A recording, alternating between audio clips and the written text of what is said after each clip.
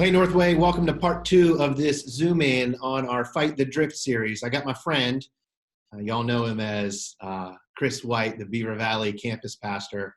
He's number 27 in your program, but he's number 1 in your heart. Let's be honest about that.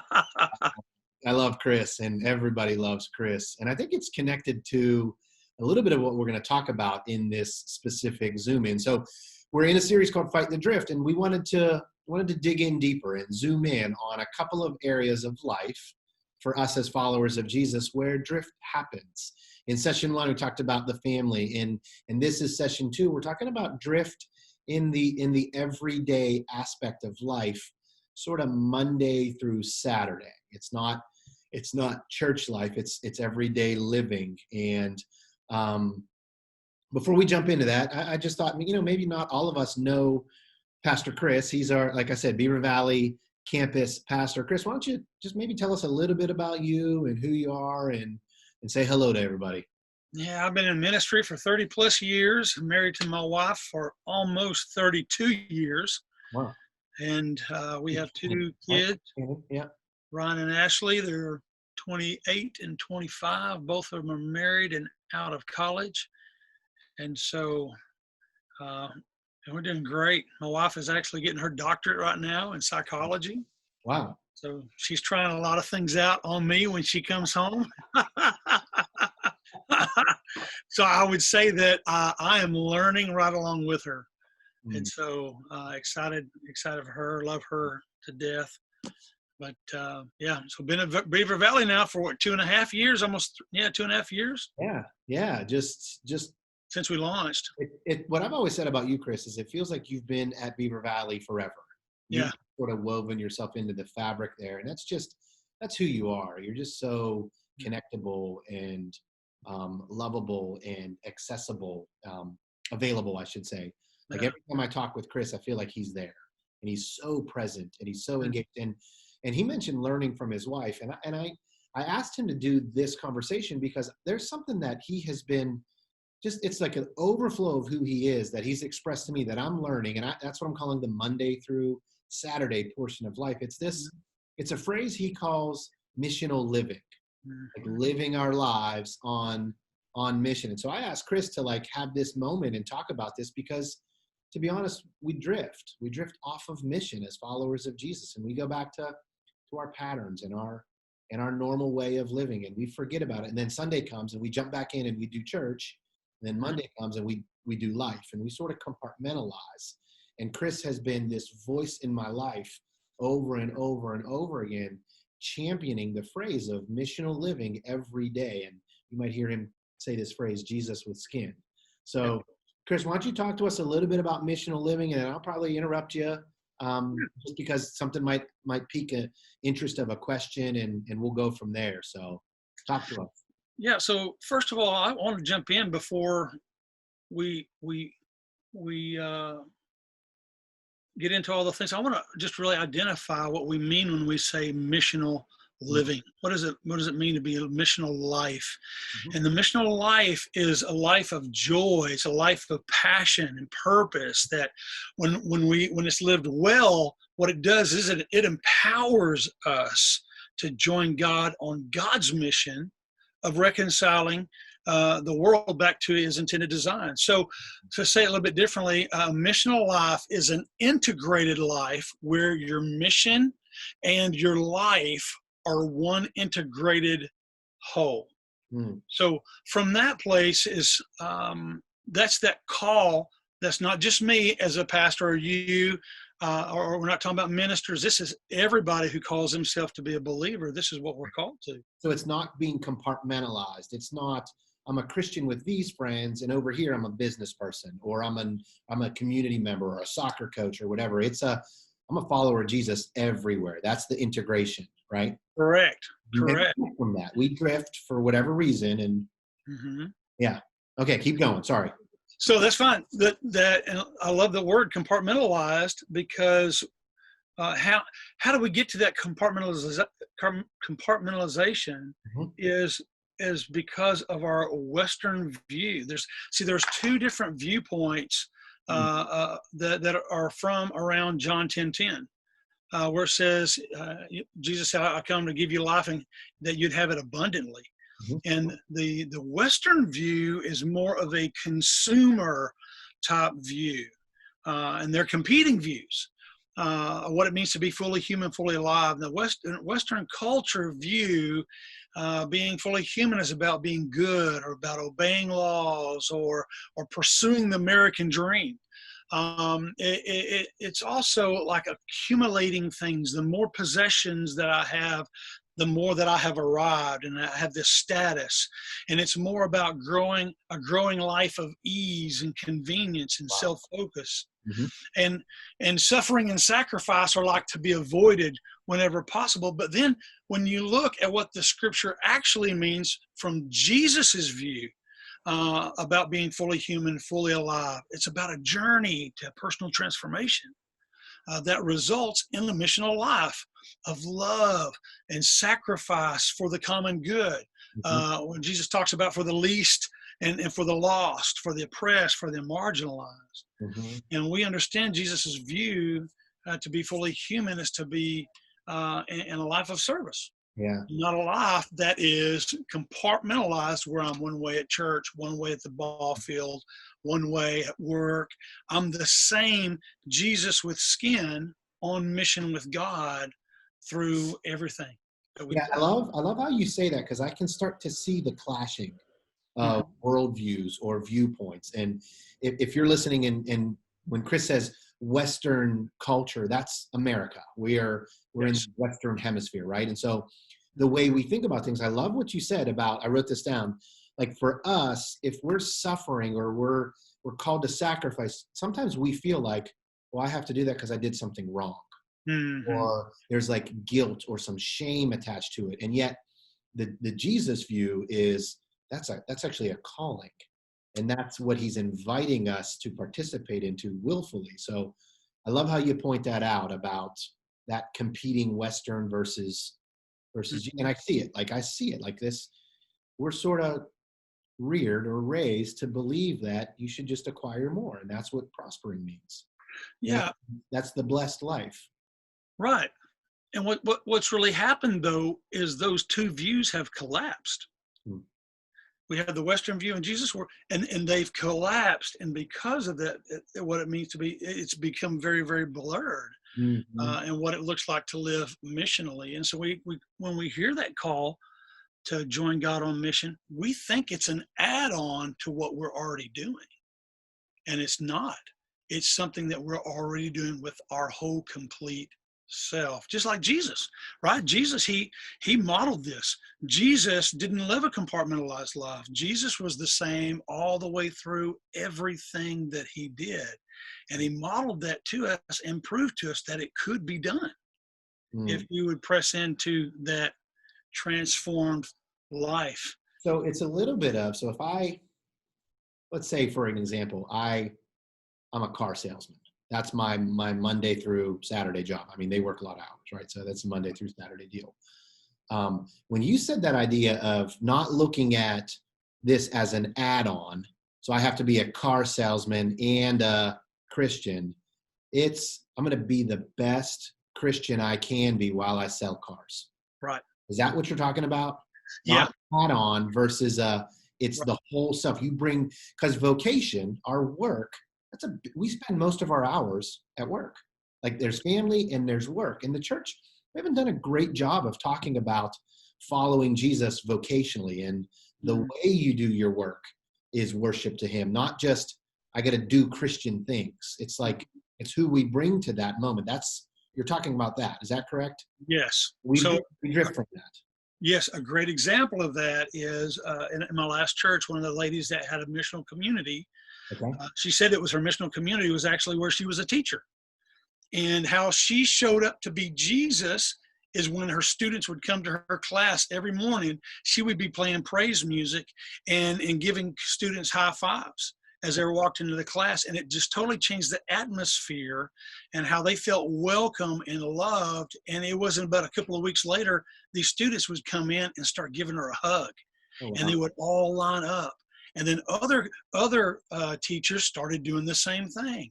And they even came collectively together to form a missional community there to live out what Jesus was living in their life, to working out what God's working in there. So that's a new term, missional living, and then missional community. Yeah. Maybe explain that one just a Yeah. little. You light up with this stuff. I love talking to you about this stuff. Keep going. Yeah. So when you're living in a missional community, it's not just me by myself, right? And so like just say the educational sector, right? We see everything in so many compartmentalized sectors that are, but there's believers in every one. There's Christians functioning in every one, but they're not coming together. And so we have one teacher who could try to be Jesus with skin and where she works, but think about the impact it could be if other Christians, not all from Northway, but from other churches, other denominations, begin to come together collectively to pray together and start asking questions. How could we have impact in the places that we live, work, and play, or where we work, or or those things like that? Yeah, that's what I mean when I'm talking about missional community. I had one of these thoughts. Like, one of the things that it's always cool when you hear it. Like, someone is at work and they form a relationship, and eventually, or this happens in your neighborhood. We've lived here 5 years, and man, I didn't know you went to church. I didn't know you were a follower of Jesus. And that's exciting. But there's another side of that of like, oh man, that what you're talking about is living in such a way where that's even more obvious. Like, it. It's not reserved to, I need to see you pull out of the garage on Sunday morning at 10 and start to connect the dots. Right. Like, just the way you carry yourself and the way you approach relationships and even your countenance should start giving us clues that we're followers of Jesus, right? That should be a byproduct of living missionally. Correct. That is correct. So I totally knocked you off the outline and off where you were. That's fine. I told you I was going to do this. I'm like, I get excited. And this is how I'm a processor. I interact by asking questions. Take me back to where you were going. I think we got off script or got off target. Western versus. We were talking about Jesus and how he didn't live a compartmentalized life. There it is. Yeah, and so we're called to model Jesus with our life. Ephesians 5:1 says we're supposed to be imitators of God. Yeah. And that doesn't mean just on the things that we feel comfortable with. That means model everything like that. And so there are several reasons why we don't do that. And so that's just a couple ideas. The Western culture, while we don't model Jesus, being compartmentalized lives, things like that. And some of us too, most of us have not had the kind of spiritual formation that actually equips us to beat Jesus with skin in the places we live, work, and play. So what happens is we try this on and it feels so yucky and it feels so foreign that we just give up. Or we think, well, that's for somebody else and their calling. But again, it's for every one of us that are called. So we have to ask the question. So how do we fight this drift? What's spiritual formation? You threw that word out there. What does, you said we haven't had the spiritual formation and it's comfortable when we try to be God or Jesus with skin at the workplace or in our neighborhood or. So in the church that I grew up in, the denomination I grew up in, there's a lot of guilt, a lot of shame. A lot of fear was preached from the pulpit, and it was about obedience. And in my formation, that's all I knew. And so God's grace and his mercy and taking on a posture of learning from failures and mistake instead of living in that, you were saying about the guilt and the shame. And so my whole life I was stuck there until I got into another church and I found a mentor, or I got involved in a small group and I started to learn and I started to grow. And that's the places where you really start to dive in and step into those things that might even feel risky sometimes. So that's kind of what I'm talking about, formation along that earlier on. Does that make sense? Come on there. That performance driven nature of following Jesus. Like, I have to perform, I got to do all these things. And if I don't do them well, I'm not even going to try. It's that some of our spiritual formation has been guilt driven around a performance and obedience, and it ignores grace and mercy and forgiveness. That's what you're pointing at, right? Yeah, but even that, some of the discipleship has not ever happened. We've come to church on Sunday, and just a view. We flip God a quarter. We do our part because it's compartmentalized life, and we never grow. We never go deep. And so when we hear that call to join God on mission, it's so foreign to us, and we don't even know how to do that, and we actually run from that. And then that's where the guilt and shame kicks in. That's the church's job, or that's the pastor or the minister's job. Yeah, I'll pay the pastor to do that. That's his job. Correct. That doesn't line up with Scripture. And boy, right now we're both on staff, so that's super easy for us to just say, like, I get that. So I know how that probably sounded if you're watching this online from home, but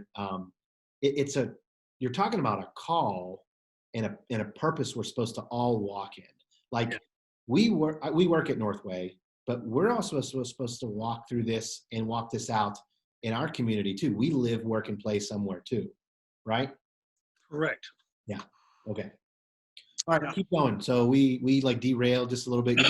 You're doing great. This is super helpful and super enlightening about sort of that Monday through Saturday drift that we all experience. So we're recognizing that we drift. So, so how do we get to look at it more clearer and even get to the place of fighting the drift? And as disciples, as followers of Jesus and believers, we must press into this personal transformation. We must be transformed to the very image of God for us to be able to fight this drift and lean hard on that. So how can this happen? So first, for personal transformation to occur, I believe that there's three objectives, and it's three interdependent practices that we need to adopt in our discipleship process that will ultimately help us to fight the drift. And before you jump in those three, you're talking about the Spirit transforming us through these processes. It's God's, behold, you're a new creation. It's that coming into reality, right? Correct. Okay, back to the three. Yep. So the first one would be radical obedience, and we're challenged to press in. It's not just obedience, but it's radical obedience. You think what Jesus said. He said, "If you love me, you will obey all my commands, not just a part of them or a portion of them, and not the ones that make me feel comfortable, but I want to press in to everything that Jesus has said." But what happens is when we see that, we also see the places where we're habitually disobedient, and especially the places where we're not pressing into the missional life.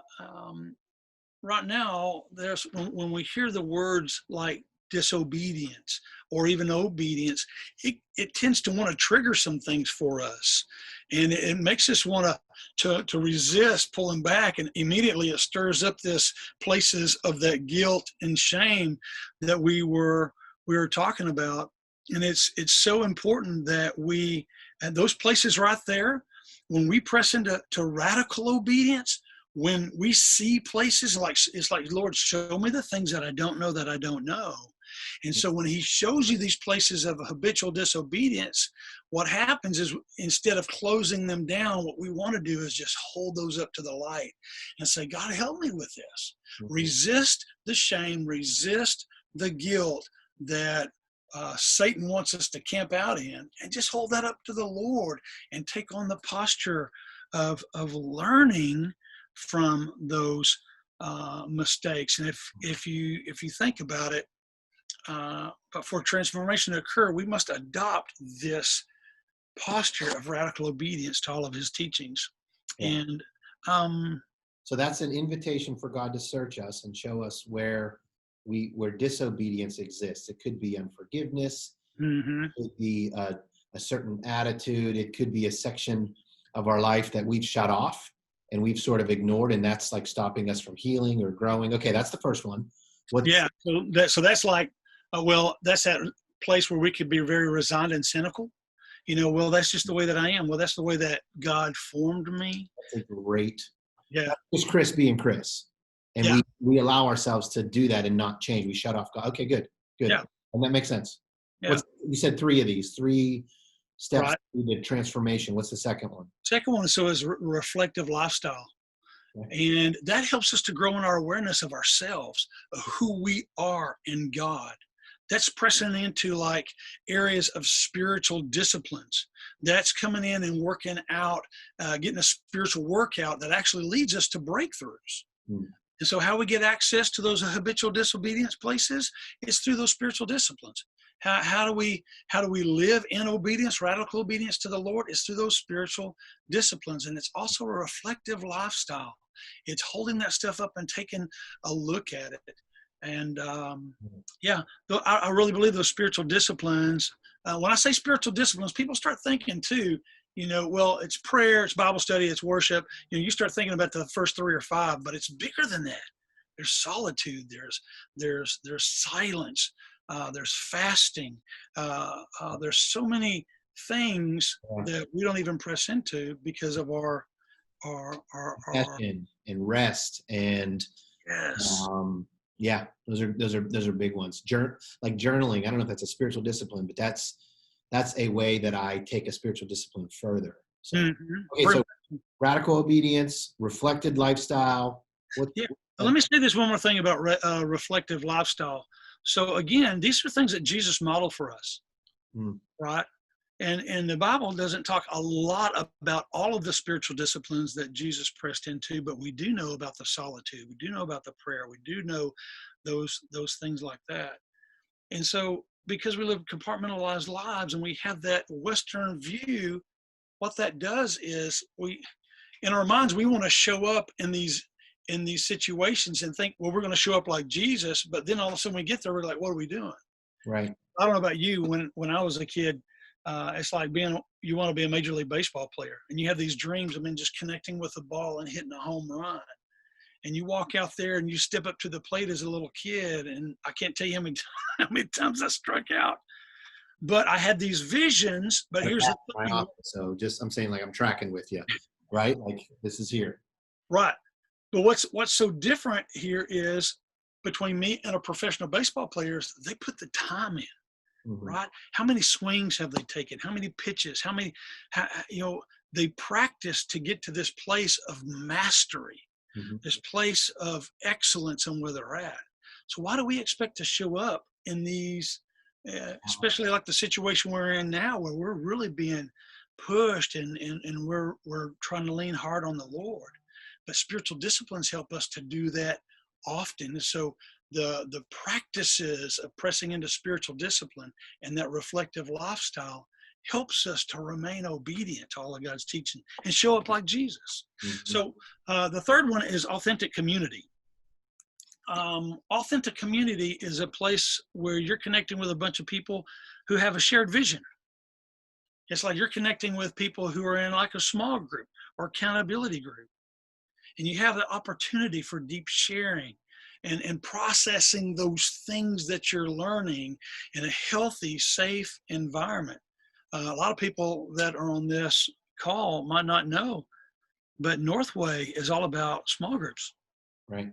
Ever since the very beginning, that's been part of the DNA. And so we believe in this. So all 3 of those things together, authentic community, reflective lifestyle, and also radical obedience, when those 3 things are held in tension, man, transformation starts to happen, breakthrough starts to happen, and you see your life so much clearer, and you're able to live into the design and the model that Jesus lived. I imagine, Chris, I was sitting here writing down as you're talking, so I'm taking a bunch of notes.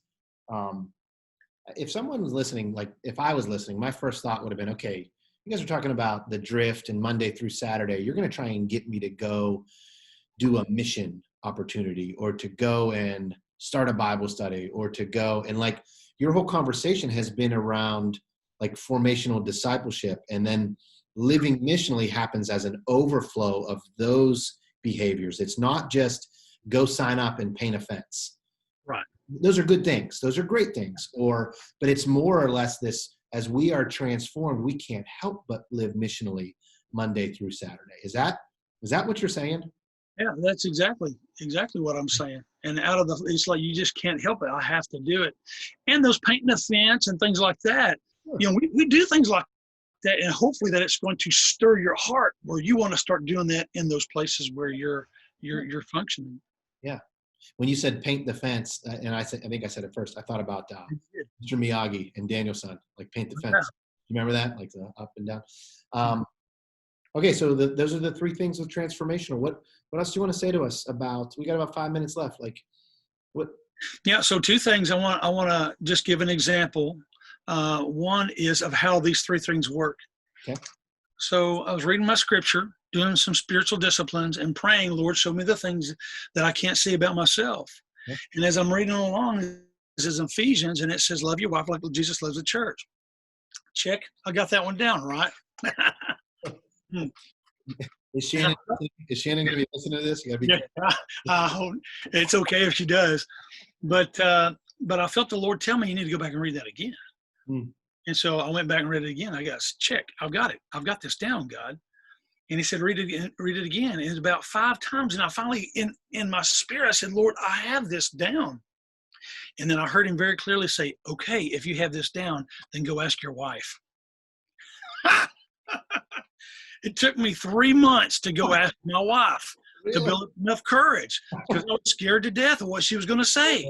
Yeah, embarrassed, nervous, yeah, all that thing. Yeah. And so what happened was, 3 months later, we're at our house. Small group was coming over. We're getting some food ready, and I thought it's perfect time. I'm sneaking in there really, really quick. We can't talk about it long. And I said, "Hey, do you think I love you like Jesus loves the church?" She said, "No." She didn't hesitate. No, she knew. And it was everything I could do just to kind of help me not to be so defensive and try to, state my case. And I said, okay, what do you think are the attributes of Jesus loving the church? Bang, bang, bang, bang, bang. She just went right down there. So she'd been thinking about it. Wow. And my wife did something amazing because we're an authentic community together. Mm-hmm. And she said, I want you to take your scripture. I want you to take a notepad. I want you to take a sandwich. And I want you to go spend a day of solitude and just open this up, hold it up to the Lord and see what he's going to start saying to you. Wow. And that's what I did. She created this space instead of shaming me and guilting me. She helped me create this space to step into the presence of the Lord. Mm-hmm. And what happened was the Lord started to show me a place of woundedness that I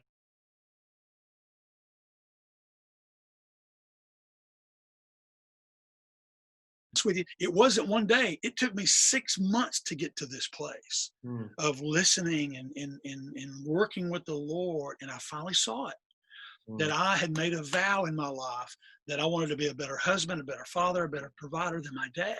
Now I love my dad. We get along great. Okay. And he's not bad at all. And I don't think it's a bad thing. We want to be better than our parents. But for me, that was my bar. And it always falls short of loving my wife like Jesus loved the church. Wow. And so what happened, I pressed into radical obedience. I cleaned up my mess. And now it's about every 3, 4, 5, 6 months, I ask my wife, how am I doing? And I'm still learning. And that was about 8 years ago. And I'm still on the journey of trying to work that out. And so it was a huge breakthrough for me for using these 3 tools. So the last thing I want to say about the drift, right? That's a practical example of how we fight that drift, right? Very much so. Okay. And here's the other thing too. We live in a microwave society where you pull through the Chick-fil-A drive-thru and you get your sandwich in about a minute and a half. Sometimes God answers quick, but sometimes it's not. He doesn't. Yeah. And we need to be patient with our spiritual journey. I appreciate your vulnerability. Spiritual journey. Yeah, it keeps going until we die. Most times when we tell stories from the stage, we don't talk about how long it took. And you talked about the months that you held off from having that conversation with your wife, Shannon. I think that's incredible. Thanks for being real. What's the last thing? So we're going to ask the question, why is all this important? It's because we are the brand of Jesus. Because we are God's only plan for reconciling the world back to his intended design. Mm-hmm. And it starts with our responsibility to the land. You've been quoting that verse out of 2 Chronicles quite often, 7:14. If my people will call by my name, humble themselves and pray, I will hear them from heaven and heal their land. Why didn't he say my land? It's because he gave it to us all the way back from Genesis. Wow. I got that scripture right here. I wanted to read it just really, really quick. Genesis chapter 1, verses 26, it said, then God said, let us make man in our image and our likeness, and let them rule over the fish of the sea and the birds of the air and over the livestock and all the earth and all the creatures that move along the ground. Then he said, so God created man in his own image. In his own image, he created man, male and female, and he created them. And then he says, God blessed them and said to them, be. He said, be fruitful and increase in number, fill the earth and subdue it, and rule over it. And so that means to manage, that means to steward, that means it's about relationship and how we show up. Our very being is just like God, how we're created in the world in which we are to steward. And so that connects all the way over to also 2 Corinthians, where our calling to reconcile the world back to its intended design. Now, of course, because of sin, that separated us from God, right? But God made a way through Jesus that we can be reconciled. Now, that's kind of a churchy term. So just to let you know, reconcile means to bring back into agreement. Reconcile means harmony, to make compatible with. Right. He's righteous. We're not because of sin, but because of Jesus. We've been made righteous. And we can come boldly before the throne. But because that, we have been reconciled. And then, and I think it's verse 17, 18 right in there in 2 Chronicles chapter 5, it says, we are been called to be ambassadors for the Lord in his work of reconciling the world back to his intended design. There it is, joining God on his mission, living a missional life. And when we do that and model that according to the model that Jesus showed us how to do it, then we have joined him on his mission. Well, you're going to get me preaching. We might be here for a while.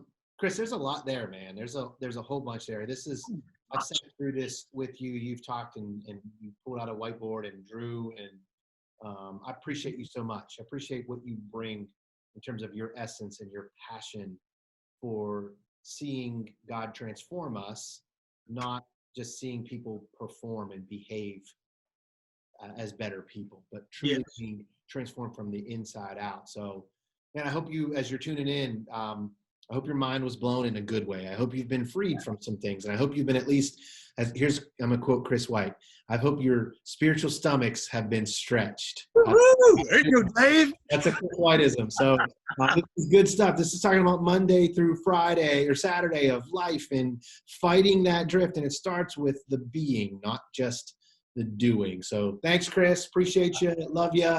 And this was part 2 of the Zoom in on Fight the Drift. Thanks, everybody.